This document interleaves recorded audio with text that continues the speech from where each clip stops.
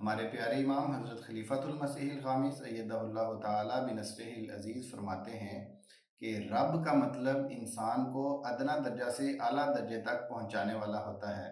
قرآن کریم کے ابتدا میں رب العالمین اور آخر میں برب الناس کے لفظ سے اللہ تعالیٰ نے مومن کو توجہ دلائی کہ انسان ہمیشہ اللہ کو ہی خالق کل اور معبود کل خیال کرے، عارضی تکلیفوں سے کسی احمدی کے قدموں میں کبھی لغزش نہ آئے۔